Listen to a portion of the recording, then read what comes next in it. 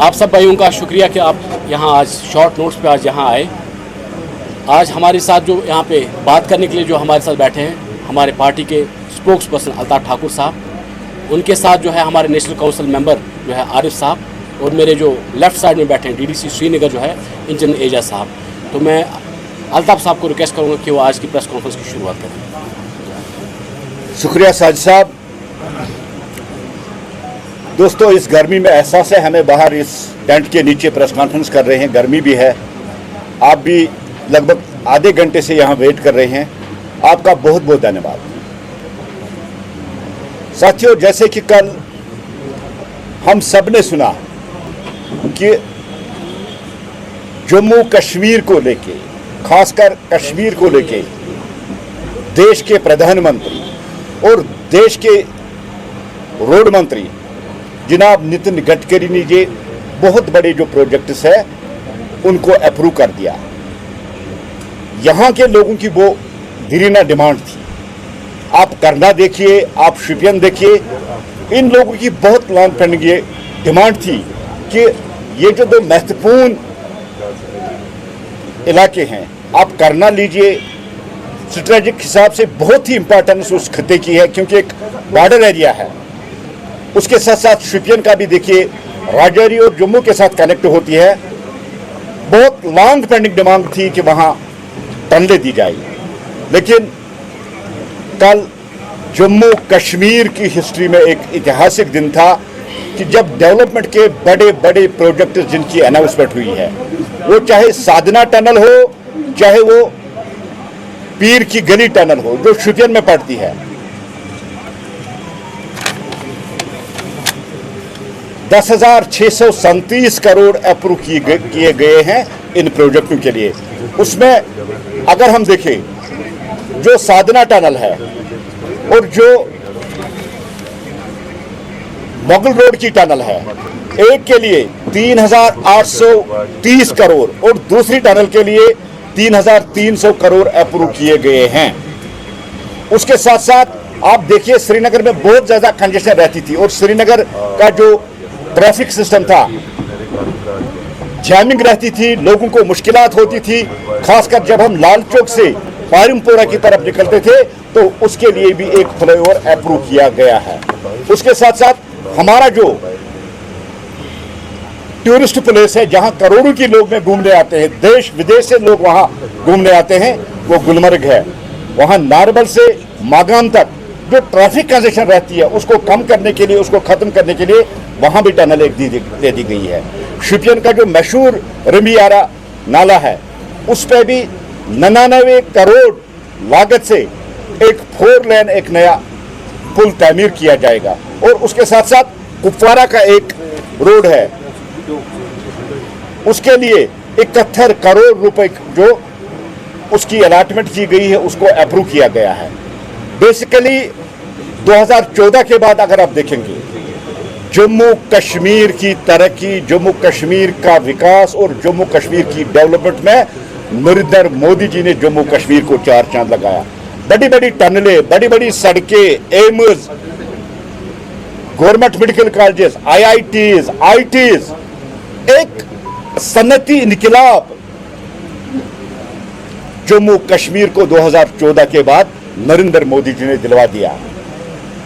और जम्मू कश्मीर जो 70 साल से इस इंफ्रास्ट्रक्चर से वंचित था, नहीं था, लेकिन नरेंद्र मोदी जी की वो कमिटमेंट कि मुझे जम्मू कश्मीर को एक नया जम्मू कश्मीर और विकसित जम्मू कश्मीर बनाना है, उस पहल को आगे चल लेते हुए उन्होंने इसी साल जोजिला टनल का भी इब्तिदा किया जो लद्दाख के साथ हमें मिलाती है और स्ट्रेटेजिक हिसाब से बहुत इंपॉर्टेंस वो रखती है। और उतनी ही इंपॉर्टेंस हमारी करना की टनल हो, चाहे हमारी पीर की गली की टनल हो, शोपियान इलाका हो या राजौरी के इलाका, 6-6 महीने ये कट रहता था पूरे कश्मीर से या करना, लेकिन अब इन पे टनलें तामीर हो जाएंगी और ये 24/7 इस पर ट्रैफिक चलेगा।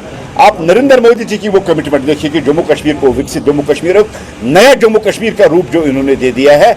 आज जम्मू कश्मीर का बच्चा जानता है कि जम्मू कश्मीर की तरक्की और जम्मू कश्मीर की डेवलपमेंट में नरेंद्र मोदी जी ने कोई कसर नहीं छोड़ी है। हम शुक्रिया करते हैं देश के रोड मंत्री आदरणीय नितिन गडकरी ने, जिन्होंने श्रीनगर जम्मू हाईवे जो 14 घंटे का सफर था उसको महज 4.5 घंटे तक उन्होंने महदूद रखा। एक बहुत बड़ी अचीवमेंट जो मई के महीने में हुई, जब देश के प्रधानमंत्री कटरा आए और उन्होंने वंदे भारत का वहां जो इनाग्रेशन की है।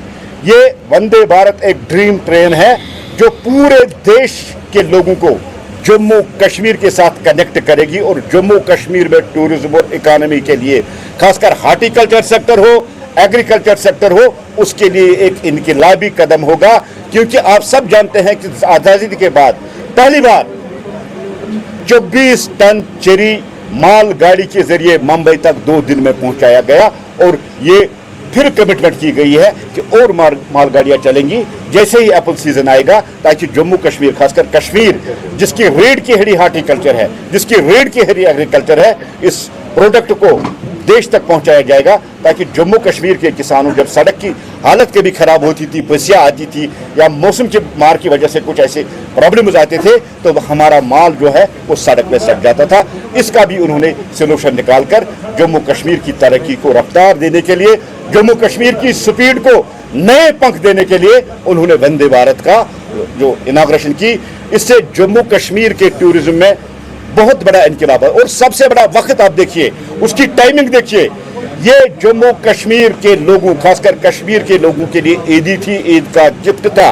और पहलगाम अटैक के बाद जब पाकिस्तान कश्मीर को पैरालाइज करना चाहता था, कश्मीर की इकोनॉमी को पैरालाइज करना चाहता था, वंदे भारत का चलना, ऑपरेशन सिंदूर की सक्सेसफुल, उसके बाद ऑपरेशन सिंदूर के बाद इसका ट्रेन का चलना, ये एक मैसेज है देश के सारे लोगों के लिए।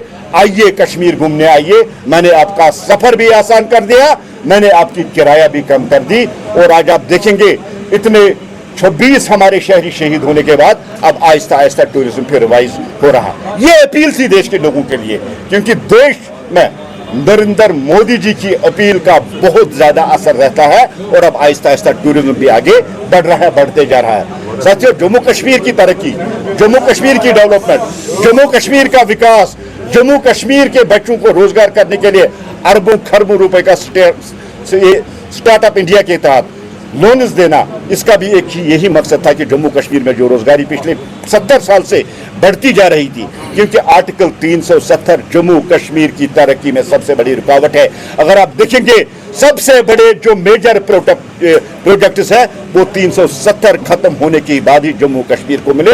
और जम्मू कश्मीर के आम नागरिक और जम्मू कश्मीर के जो शहरी है उनको अमन भी मिला, उनको शांति भी मिली, उनको विकास भी मिला, उनको डेवलपमेंट मिली। और उनकी जो कमिटमेंट है जम्मू कश्मीर को एक मॉडल स्टेट बनाने की, जम्मू कश्मीर को एक विकसित स्टेट बनाने की, वो भी बहुत जल्द पूरा होगी।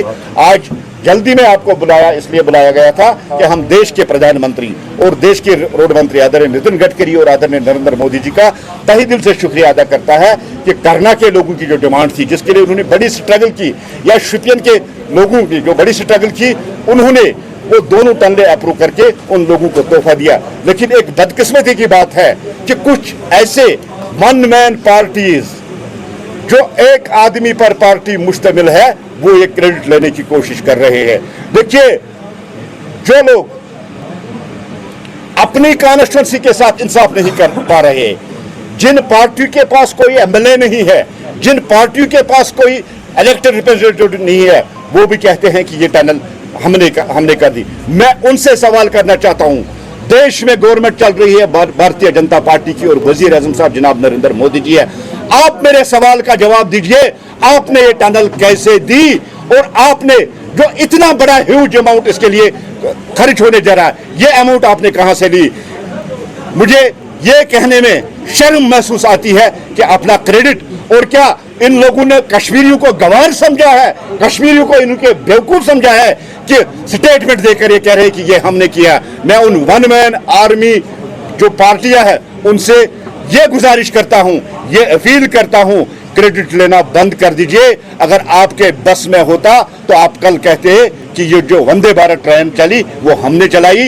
ये सारा क्रेडिट अगर जाता है वो देश के प्रधानमंत्री को जाता है, देश के गृह मंत्री को जाता है, भारतीय जनता पार्टी जम्मू कश्मीर यूनिट को जाता है। मैं आपकी ध्यान में दिलाऊं, हमारे farmer deputy CM doctor Nirmal Singh, हमारे एमएलसी अजय भारती जी, हमारे पूर्व अध्यक्ष रविंदर रैना जी का बहुत बड़ा रोल इन टनलों को अप्रूव कराने में है। भारतीय जनता पार्टी जम्मू कश्मीर यूनिट का बहुत बड़ा रोल इन टनल्स को अप्रूव कराने में है। मैं उन पार्टियों से गुजारिश करूंगा, मेहरबानी करके ये प्रोपेगेंडा बंद कर दीजिए। कश्मीरी जानता है, कश्मीर जानता है ये प्रोजेक्ट्स किसने दिए, ये प्रोजेक्ट्स किसने अप्रूव कर दिए, इस प्रोजेक्ट्स पे जो रुपया आने वाला है वो कौन देने वाला है। वन मैन पार्टी का जो ये क्रेडिट लेने का जो ये सिलसिला चला है, उनसे गुजारिश करता हूं वो बंद कर दीजिए।